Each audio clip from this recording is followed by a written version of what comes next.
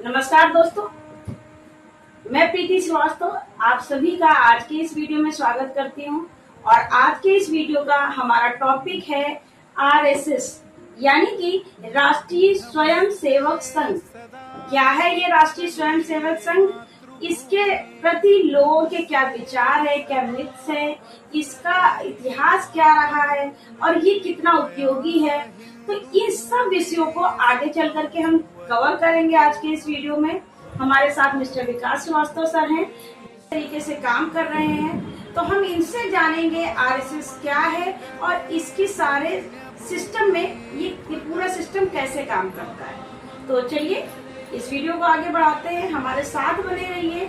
अगर और भी अच्छी जानकारियां लेना चाहते हैं तो इस वीडियो को पूरा देखें ताकि आपको इसके बारे में पूरी की पूरी जानकारी हो। चलिए, नमस्कार सर।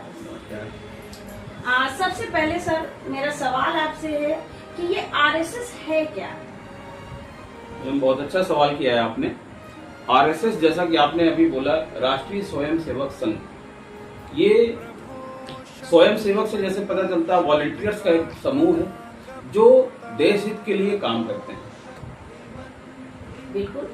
तो इसकी शुरुआत कहाँ से हुई, इसका इतिहास के बारे में हमें कुछ बताएं। बिल्कुल मैम, जरूर। बहुत अच्छा सवाल आपने पूछा है। अगर हम लोग राष्ट्रीय स्वयंसेवक संघ की बात करें तो इसकी शुरुआत सन 1925 में नागपुर से डॉक्टर केशव बलराम हेडगेवार जी ने करी थी और तब से निरंतर कुछ छोटे छोटे बच्चों को लेकर के उन्होंने इस कार्यक्रम की शुरुआत करी थी और वो चलते चलते आज, अगर जैसा कि आप सभी लोगों को मालूम है कि आज 100 वर्ष पूरे हो गए हैं। 1925 में शुरू हुआ था, आज हम लोग 2025 में बैठे हुए हैं और राष्ट्रीय स्वयंसेवक संघ एक बहुत विशाल वटवृक्ष के रूप में इस समय स्थापित हो चुका है, पूरे विश्व में कह सकते हैं हम लोग। इसकी जरूरत क्यों पड़ी? भारत में आखिर इस तरह की किसी समूह की या संघ की क्या जरूरत है? बहुत बढ़िया सवाल आप कर रही हैं मैम।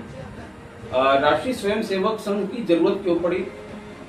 अगर हम लोग 1920 के दशक की बात करें, उस समय हमारा समाज क्षेत्रवाद में, प्रांतवाद में, भाषाओं में बहुत बुरी तरह से बटा हुआ था।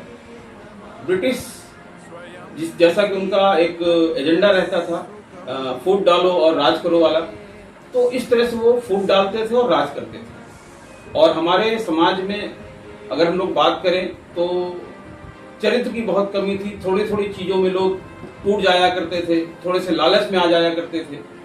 तो डॉक्टर साहब, जो हमारे माननीय सर संचालक रहे पहले, उनके मन में विचार आया कि अगर हम इस समाज को संगठित कर सकें, उनमें चरित्र का निर्माण कर सकें, तभी हम लोग एक हो सकते हैं और तभी एक हम जिस तरह के भारत की कल्पना करते हैं, तभी वो भारत का सपना हमारा साकार हो सकता है।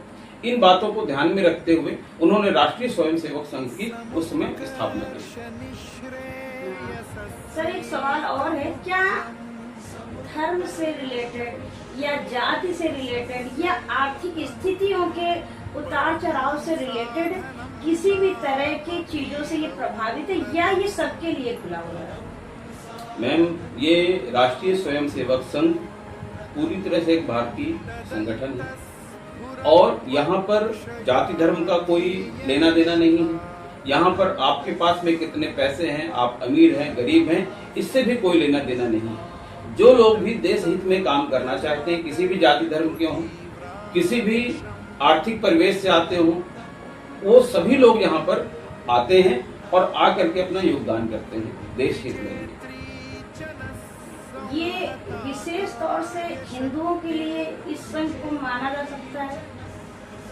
हाँ, कह सकते हैं मैम, क्योंकि ज्यादातर जो भारतीय विचारधारा है जिनके मन में भी है, हालांकि ऐसा कोई यहाँ पर प्रतिबंध नहीं है, ये सभी के लिए खुला हुआ है, लेकिन जो इस विचारधारा को मानते हैं वही हम लोगों के साथ में जुड़ते हैं और यहाँ पर कोई इस तरह का प्रतिबंध किसी के लिए भी नहीं है।